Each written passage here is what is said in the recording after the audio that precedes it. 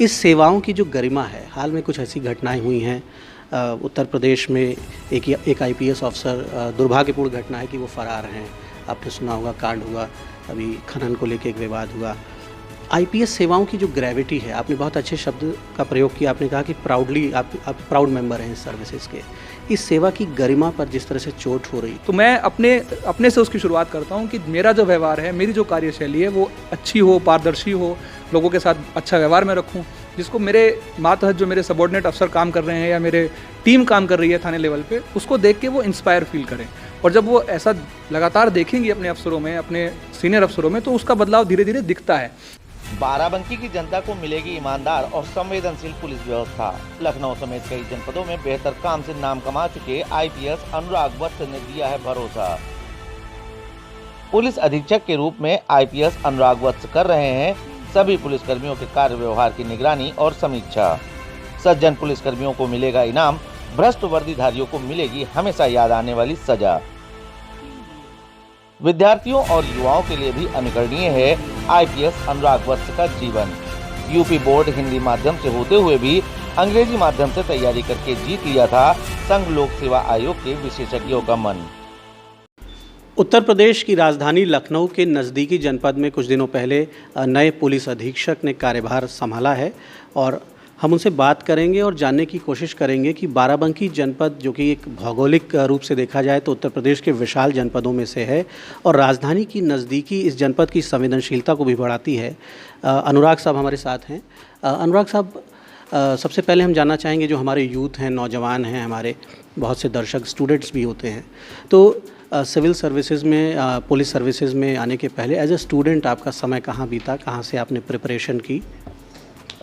देखिए, मैं जनपद गाज़ियाबाद से आता हूँ और वहीं मैंने स्कूलिंग तो गाज़ियाबाद से की और उसके बाद हम लोग कॉलेज के लिए दिल्ली में गए। दिल्ली कॉलेज ऑफ इंजीनियरिंग से मैंने इलेक्ट्रॉनिक्स एंड कम्युनिकेशन में बीई किया और फिर वहीं से तैयारी की। और जो एक बड़ा फेमस दो पॉइंट्स हैं दिल्ली में, राजेंद्र नगर और मुखर्जी नगर, तो मैं राजेंद्र नगर में था और वहीं पर मैंने रह के तैयारी की और प्रथम प्रयास में मुझे सिविल सर्विसेज में आने का मौका मिला, ये अवसर मिला और उसके बाद तब से मैं इंडियन पुलिस सर्विस का एक प्राउड मेंबर हूँ और उत्तर प्रदेश में अपनी सेवाएं दे रहा हूँ।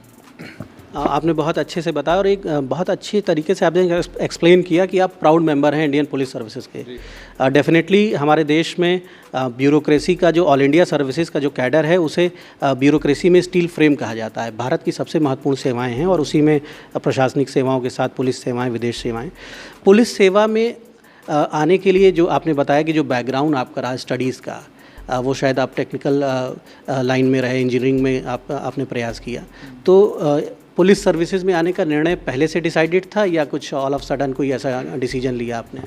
देखिए, हम लोग जब सिविल सर्विसेज का पेपर देते हैं तो उसमें बहुत सारे सर्विसेज के ऑप्शंस रहते हैं और मन में भावना एक रहती है कि हम जन सेवा और जनता के लिए काम करेंगे। और बहुत स्पष्ट मैं बताऊं कि ये दो सर्विसेज ही ऐसी हैं जिसमें आप जनता से जुड़ के सीधे काम आप कर पाते हैं, एक इंडियन पुलिस सर्विस और एक इंडियन एडमिनिस्ट्रेटिव सर्विस। तो ये इन दोनों सर्विसेज के लिए मन में था। बाकी तो जब आप एग्ज़ाम देते हैं तो आपकी मेरिट और आपके नंबर के आधार पे बहुत सारी चीज़ें डिसाइड होती हैं, लेकिन ये स्पिरिट वहीं से आई।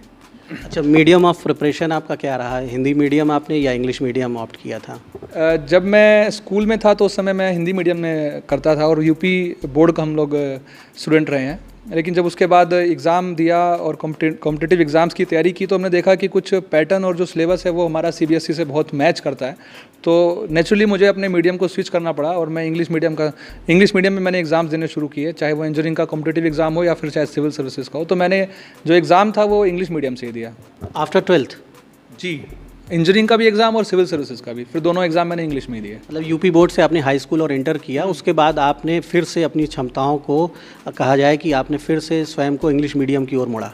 हाँ, चूँकि जैसे मैंने बताया ना कि आपको जब ज़्यादा से ज़्यादा मटेरियल मिलता है पढ़ने के लिए तो भी आपके पास आपका ज़्यादा डायमेंशन ग्रोड होता है। और मैंने देखा कि इंग्लिश में किताबें उस समय ज़्यादा उपलब्ध थी और टीचर्स भी ज़्यादा उपलब्ध थे। अब तो खैर हिंदी मीडियम में भी बहुत विकास हुआ है, कोचिंग सेंटर्स और टीचर्स का। तो उस समय ये उपलब्धता नहीं थी, तो मुझे लगा कि मैं अपने मीडियम को स्विच कर लेता हूँ और फिर मैं इंग्लिश मीडियम में इंजीनियरिंग का एग्ज़ाम दिया और फिर सिविल सर्विसेज का दिया। ये एक बहुत महत्वपूर्ण पक्ष है हमारे स्टूडेंट्स के लिए, खासतौर से यूपी बोर्ड के लिए। उत्तर प्रदेश, बिहार, मध्य प्रदेश जो हिंदी भाषी क्षेत्र है भारत का, वहाँ से बड़ी संख्या में एस्पिरेंट्स तैयारी करते हैं सिविल सर्विसेज की, लेकिन अंग्रेज़ी एक बाधा अक्सर बन जाती है उनकी मंजिल के सामने। तो अगर आप भले ही आपने हाई स्कूल और इंटरमीडिएट आपने हिंदी मीडियम से किया हो, लेकिन थोड़ा सा अतिरिक्त मेहनत करके आप इंग्लिश में कमांड हासिल कर सकते हैं जिस तरह से आपने किया। इस सर्विस में आने के बाद ये सर्विसेज हमारे देश में ज़्यादातर युवाओं के लिए एक सपने जैसी होती हैं, और बचपन से ही माता पिता भी घरों में कहना शुरू कर देते हैं कि हमारा बच्चा जो है आईएएस बनेगा, डीएम बनेगा, एसपी बनेगा। इस सेवा में आने के पश्चात परिवार का, मित्रों का और स्वयं अपने से भी मनुष्य कई बार स्वयं भी संवाद करता है। किस तरह की प्रतिक्रिया रही, किस तरह की भावनाएँ रहीं? देखिए, जो आपने बात बोली अपने से संवाद वाली, तो मुझे याद आता है कि जब से मैं अपने बचपन को देखता हूँ, मैंने खुद से संवाद करने की मेरी एक प्रवृत्ति रही है और मैं खुद से बहुत संवाद करता हूँ। और ऑब्वियसली जब खुद से करते हैं तो सर्विस के बाद भी वो क्रम नहीं टूटा। ये बात सही है कि जब आप सर्विस में आते हैं तो आप एक ऐसी जिम्मेदारी के पद पे आपको काम करना पड़ता है जिसमें आपके पास बहुत सारे दायित्व बढ़ जाते हैं। आपके पास समय की कमी हो जाती है, लेकिन आपके दायित्व बढ़ जाते हैं, जिम्मेदारी बड़ी हो जाती है। तो जाहिर सी बात है कि लोग आपसे दूरी महसूस कर सकते हैं। इस ऐसी सिचुएशन में मुझे लगता है कि जो सर्विस का मेंबर है उसकी जिम्मेदारी बहुत बढ़ जाती है कि वो अपने व्यवहार से, अपने बातचीत से, अपनी मिलनसारिता से ये कतई महसूस नहीं होने दे अपने परिवार और अपने संबंधियों, अपने दोस्तों को कि कोई दूरी जैसी चीज़ है। और जब ये कोशिश आप अपने स्तर से शुरुआत में करेंगे तो फिर वो जो कहीं उनके मन में बैठ जाती है कभी कभी कि ये एक बड़े अफसर बन गए हैं, अगर आपके व्यवहार में वो सहनशीलता है, वो सहजता है, तो वो मुझे लगता है बहुत समय में ही वो ख़त्म हो जाती है और फिर ज़िंदगी वैसे ही चलती है जैसी थी। ये एक बहुत महत्वपूर्ण बात आपने कही, एक बड़ा पक्ष है। प्रशासनिक सेवाओं में आने के बाद अधिकांश लोगों के सोचने का तरीका, कार्यशैली और कई बार व्यवहार भी बदल जाता है। निश्चित तौर पर बदलाव तो जीवन में आते ही रहते हैं, लेकिन बदलाव जो भी हों सकारात्मक हों, और बदलाव ऐसे हों कि यदि आप लोक सेवक भी बने हैं तो लोग आपसे कनेक्ट करने में, अपनी समस्याएं बताने में, आपसे सेवाएं लेने में लोगों को दिक्कत ना हो। कई जनपदों में आप सेवाएँ दे चुके हैं बतौर पुलिस अधीक्षक, और एक पुलिस के बारे में जनरल एक माइंडसेट भी है और चर्चाएँ भी होती हैं। अक्सर सज्जन लोग जो हैं वो भी एक मन में भय रखते हैं पुलिस के प्रति, अपनी बात खुल के ना कह पाना। तो आप इस बात को किस तरह से अपनी कार्यशैली में धारण करते हैं कि जो हमारी संविधान की मंशा है कि एक लोकसेवक का किस प्रकार से व्यवहार हो, हालांकि आपने इस बात पे अभी प्रकाश डाला, तो संवेदनशीलता के साथ, अच्छे व्यवहार के साथ लोगों की बात सुनी जाए, और इन बातों को आप अपने पुलिस थानों तक किस तरह की ग्राउंड लेवल पर जो आपकी टीम काम कर रही है वो भी इसको फॉलो करे? देखिए, मुझे लगता है कि अगर आपको कोई बात किसी को सिखानी है तो इसमें सबसे अच्छा उदाहरण मैं प्रकृति से लेता हूँ, सूर्य से। सूर्य किसी को प्रकाशमान करने के लिए उससे खुद प्रकाशित होने के लिए नहीं कहता, बल्कि अपने प्रकाश से उसको प्रकाशित कर देता है।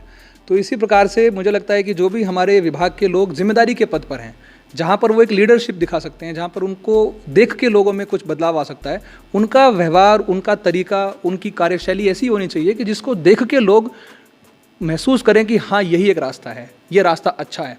तो मैं अपने से उसकी शुरुआत करता हूँ कि मेरा जो व्यवहार है, मेरी जो कार्यशैली है वो अच्छी हो, पारदर्शी हो, लोगों के साथ अच्छा व्यवहार मैं रखूँ, जिसको मेरे मातहत जो मेरे सबॉर्डिनेट अफसर काम कर रहे हैं या मेरे टीम काम कर रही है थाने लेवल पे, उसको देख के वो इंस्पायर फील करें।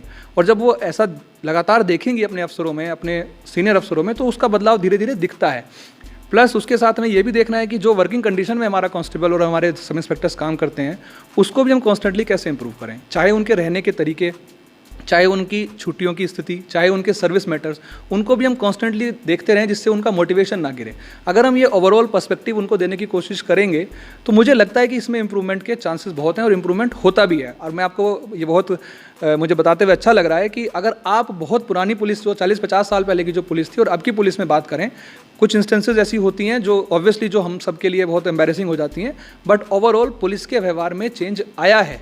ये बात आप फैक्चुअल स्टडीज़ से आप इस चीज़ को देख सकते हैं, चेंजेस आया है और आने वाले समय में ये चेंजेस और तेज़ी से आएंगे। इस सेवाओं की जो गरिमा है, हाल में कुछ ऐसी घटनाएं हुई हैं उत्तर प्रदेश में, एक आईपीएस अफसर, दुर्भाग्यपूर्ण घटना है कि वो फरार हैं, आपने सुना होगा, कांड हुआ, अभी खनन को लेकर एक विवाद हुआ। आईपीएस सेवाओं की जो ग्रेविटी है, आपने बहुत अच्छे शब्द का प्रयोग किया, आपने कहा कि प्राउडली आप प्राउड मेंबर हैं इस सर्विसेज के। इस सेवा की गरिमा पर जिस तरह से चोट हो रही है, यंग अफसर्स जो आपके जैसे लोग आ रहे हैं सेवाओं में, और आपके बाद भी जो नई पीढ़ी के बच्चे आ रहे हैं, यंग अफसर्स आ रहे हैं, तो क्या मैसेज है आपका अपने लोगों के लिए कि इन सर्विसेज की जो डिग्निटी है, बच्चे सपना देखते हैं, नौजवान स्टूडेंट सपना देखते हैं IAS IPS में आने का, तो इनकी डिग्निटी पर जो चोट पहुंच रही है उसको कैसे हम कंट्रोल करें? देखिए, मैं लगभग जितने दिन से सर्विस में हूँ, तमाम ऐसे मैंने ऑफिसर्स के बारे में सुना है और देख रहा हूँ, अनुभव कर रहा हूँ कि बहुत ही काबिल और बहुत ही बड़े व्यक्तित्व के लोग इस सर्विस के मेंबर हैं और वो बहुत सकारात्मक कार्य इस पूरे प्रदेश और देश भर में कर रहे हैं, चाहे राष्ट्रीय स्तर पे हो चाहे प्रदेश स्तर पे हो। मुझे लगता है कि जब आप रोल मॉडल चुनें तो सकारात्मक लोगों को और उनको देखते हुए चुनें, और ऐसे लोगों की कतई कमी नहीं है कि जिन्होंने अच्छा काम, बहुत अच्छा काम किया है। गौरवशाली इतिहास रहा है सर्विस का और देश की इंडिपेंडेंस से लेकर आज तक लोग ऐसा काम कर रहे हैं और मुझे लगता है आगे भी जारी रहेगा। कप्तान साहब, एक महत्वपूर्ण पक्ष है पुलिसिंग का इन्वेस्टिगेशंस का, विवेचनाओं का। आपके सब इंस्पेक्टर से लेके इंस्पेक्टर्स, कई मामलों में आप डिप्टी SP से भी विवेचनाएं करवाते हैं, सीनियर अफसर्स को भी इन्वॉल्व करते हैं। विवेचनाओं के बारे में कोर्ट्स भी कई बार कमेंट कर चुका है कि बड़ी संख्या में हमारी जेलों में निर्दोष लोग लंबे समय तक रहते हैं और पुलिस पे ये एलिगेशन भी लगता है कि साहब रूल्स एंड रेगुलेशंस का, सुप्रीम कोर्ट के डायरेक्शंस का, ह्यूमन राइट्स का वायलेशन। दूसरी तरफ करप्शन का भी, कि विवेचनाओं में गुणवत्ता नहीं है, न्याय नहीं है, विवेचनाएं प्रभावित हो जाती है, ताकतवर लोग विवेचनाओं की दिशा अपने हिसाब से बदल देते हैं और विवेचनाओं से सीधा संबंध जो हमारा जुडिशियल प्रोसेस है, न्यायिक प्रक्रिया है, उससे जुड़ा हुआ है। तो बतौर पुलिस अधिकारी कई जनपदों में सेवाएं देने के बाद आपने महसूस किया है कि इसमें कुछ सुधार जो अफसर्स के लेवल पे, या कुछ और सुधार जो नीतिगत भी आप महसूस करते हैं? देखिए, improvement is a constant process. इसमें कोई शक नहीं है कि जो इन्वेस्टिगेशन का प्रोसेस है उसमें इम्प्रूवमेंट का बहुत स्कोप है। और मैं आपको बता दूं कि हमारे अभी वर्तमान हमारे DGP महोदय और उनसे पहले भी ये इन्वेस्टिगेशन को लेके अब सेंसिटिविटी बहुत हाईएस्ट लेवल पे लगातार बढ़ी है पिछले कुछ वर्षों में, और इसका रिजल्ट हमें देखने को मिल रहा है। साथ ही इसका एक पहलू भी है कि इन्वेस्टिगेशन का नंबर भी बहुत बड़ा है, संख्या जो बढ़ी है इन्वेस्टिगेशन को करने की वो भी बहुत बड़ी है। लेकिन अब आप देखिए कि हमारे यूपी में बहुत सारी संख्या में हमारी फोरेंसिक साइंस लेबोरेटरीज खुल रही हैं, तो जो टेक्निकल आस्पेक्ट है उस पर हम स्ट्रांग हो रहे हैं। साथ ही अब हमारे यहाँ एक मैंडेटरी एक रोस्टर बनाया जाता है जिसमें कि हमारे जो इन्वेस्टिगेटिव ऑफिसर्स हैं उनकी ट्रेनिंग कॉन्स्टेंटली करवाई जा रही है। जो इन्वेस्टिगेशन के जो डिफरेंट साइंटिफिक मेथड्स नए नए आ रहे हैं, जो नए कानून बन रहे हैं, नए एक्ट्स लागू हो रहे हैं, उनके बारे में उनको अपडेट किया जा रहा है। उसके क्रम में मैं भी आपको बता दूं कि यहाँ पर हमारा जो डिस्ट्रिक्ट ट्रेनिंग यूनिट है उसमें भी हम रोस्टर बना के लगभग हर हफ्ते 20 से 25 लोगों को हम लगातार ट्रेनिंग, जो हमारे IOs हैं उनको ट्रेनिंग देंगे। और ये बात आपकी सही है कि कभी कभी इन्वेस्टिगेशन में कमी रह जाती है, लेकिन उस कमी को कांस्टेंट ट्रेनिंग से और बेटर सुपरविजन बाय ऑफिसर्स उसको दूर किया जा सकता है। इसमें कोई शक नहीं है कि अगर हम ये चीज़ करते जाएंगे तो हमारी ट्रेनिंग, हमारी इन्वेस्टिगेशन का जो क्वालिटी है वो बहुत इंप्रूव होगा और better investigation will result in better conviction.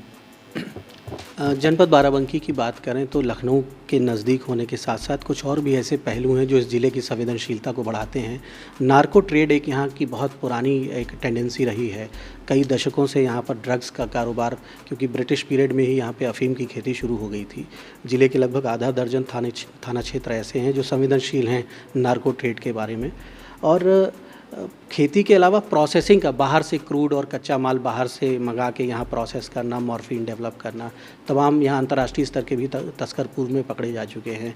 Central agencies भी उस पर काम कर रही हैं। बाराबंकी पुलिस का नेतृत्व आप कर रहे हैं, तो ये चैलेंज जो है ये कितना गंभीर आप मानते हैं? जी देखिए, जैसे आप जानते हैं मुझे ज्वाइन किए हुए भी लगभग हफ्ता ही हुआ है और मुझे भी जानकारी मिली है कि ये इस प्रॉब्लम की जो ड्रग मैनेज है, it's a very big problem of this district as of now. और इसको हम लोगों ने, इस चैलेंज को हम लोग आइडेंटिफाई कर रहे हैं कि जो आप कह रहे हैं और जो ग्राउंड पे है ये दोनों कितना मैच करते हैं। हमारी अभी टीम भी नई बनी है, हमारे एडिशनल SP भी नए आए हैं। हम इस प्रॉब्लम को अपनी SWAT टीम और हमारी जो ये क्राइम ब्रांच टीम है, हमारे एडिशनल ऑफिसर्स हैं, इनके साथ बैठ के आइडेंटिफाई करेंगे कि वास्तव में इसका कितना प्रीवलेंस है इस डिस्ट्रिक्ट में और उसके इंटरनेशनल लिंकेजेस कितने हैं। जो यहाँ ट्रेडिशनली आप जो कह रहे हैं कि होता आया है, इसकी भी ग्रेविटी और डेप्थ को भी हम समझने की कोशिश करेंगे और फिर हम हर उस पहलू तक जाएंगे और हर उस स्टेक होल्डर तक जाएंगे जो इस ड्रग के यहाँ, अगर ऐसा कोई कारोबार बड़े लेवल पे हो रहा है तो उसके जो मेन करने वाले हैं, ना कि केवल पेडलर और कैरियर्स, बल्कि जो उसके मेन स्टेक होल्डर्स हैं, वहाँ तक हम पहुँचेंगे। और जो माननीय मुख्यमंत्री जी के बड़े स्पष्ट आदेश हैं कि उनको माफिया घोषित कराते हुए हम लोग उनकी संपत्ति भी कुर्क करेंगे, चाहे वो इस जनपद में रहते हों या जनपद के बाहर रहते हों। तो अभी ये प्रोसेस हम लोग जल्दी शुरू करेंगे और इसमें भी आपको इफेक्टिव एक्शंस देखने को मिलेंगे। ये बहुत अच्छी बात है जो आपने स्वयं स्वीकार किया है कि अक्सर जो ड्रग पेडलर्स हैं, जो कैरियर्स हैं, वो पकड़े जाते हैं। जो मेन ऑपरेटर्स हैं, सफ़ेद पोश माफिया जो करोड़ों अरबों की संपदा बनाते हैं इस कारोबार की आड़ में, प्रॉपर्टी में निवेश करते हैं तमाम, वो अक्सर पुलिस की कार्रवाई से बच जाते हैं। निश्चित तौर पे अभी चंद दिनों पहले आपने इस जनपद का कार्यभार संभाला है। बाराबंकी जनपद लखनऊ की जो नज़दीकी है उसकी वजह से अर्बनाइज हो रहा है बहुत तेज़ी से, शहरीकरण बहुत तेज़ हो रहा है यहाँ पर। ऐसे में जो शहर में आपका एक थाना है नगर कोतवाली, उसकी जो सीमाएं हैं उसका शहरीकरण की वजह से उसका दायरा या उसकी आवश्यकताएं जो है वो बढ़ रही हैं। देवा रोड पे आपके शहरीकरण हो रहा है, पुराने लखनऊ हाईवे पर शहरीकरण है, पूरे आउटस्कर्ट जो है वो कवर हो रहे हैं, बिल्कुल लखनऊ से मिक्स हो रहे हैं। जनसंख्या गैर जनपदों के लोग भी शहर में आके बढ़ रहे हैं, शहर का आकार बढ़ रहा है। तो ये भी पुलिस के वरिष्ठ अधिकारियों के साथ जब आपकी लखनऊ या शासन स्तर पर कि नया थाना, यहाँ पर नए थाने की आवश्यकता है, ऐसा पूर्व में भी कुछ अफसरों ने बताया था, परंतु नया थाना भी बाराबंकी को नहीं मिल पाया है। देखिए, इसके लिए तो मुझे बहुत खुशी है कि मैं पिछले भी जनपद में रहा, उससे पिछले भी जनपद में माननीय मुख्यमंत्री जी इस समय कानून व्यवस्था को लेकर बहुत गंभीर हैं और जहां भी थानों की आवश्यकता महसूस की जाती है और एक रिपोर्ट हम लोग के यहाँ से भेजी जाती है तो शासन उसको बहुत गंभीरता से लेते हैं। शासन स्तर पर बड़ा गंभीरता से लिया जाता है और कई थाने, अभी कुछ दिनों पहले भी सरकार ने कई थानों को अनुमति दी है। और मैं आपको बहुत स्पष्ट बता दूँ कि जनपद बाराबंकी की लखनऊ से प्रॉक्सिमिटी देखते हुए और इसकी खुद की अपनी पिक्यूलियर नेसेसिटीज़ के तहत हम लोग इस पर ज़रूर काम करेंगे और देखेंगे कि यहाँ पर अगर एक थाना तो एक, और अगर एक से ज़्यादा थानों की भी आवश्यकता होगी तो एक डिटेल रिपोर्ट बना के मेरे और डीएम साहब के माध्यम से इस रिपोर्ट को भेजा जाएगा शासन में और उच्च अधिकारियों को उसकी गंभीरता और उसकी वस्तु स्थिति से अवगत कराया जाएगा। मुझे पूरा विश्वास है यदि ऐसे फैक्ट्स पाए जाएंगे तो माननीय मुख्यमंत्री जी स्तर से इसको जरूर आदेशित किया जाएगा। तो बाराबंकी के कप्तान साहब कुछ ही दिनों पहले इस जनपद में आए हैं और कई विषयों पर हमने उनसे बात की, उन्होंने सभी विषयों पर बहुत अच्छे से उत्तर हमें दिया है। हमें उम्मीद है कि आपके नेतृत्व में बाराबंकी की पुलिस जो भी हमारे शासन की मंशा है, हमारे संविधान की कानून व्यवस्था की जो भी मंशा है उस पर पूरी गंभीरता के साथ काम करेगी और बाराबंकी की जनता को बेहतर पुलिसिंग, बेहतर सेवा, बेहतर सुरक्षा और संरक्षण बाराबंकी पुलिस के द्वारा उपलब्ध होगा। धन्यवाद।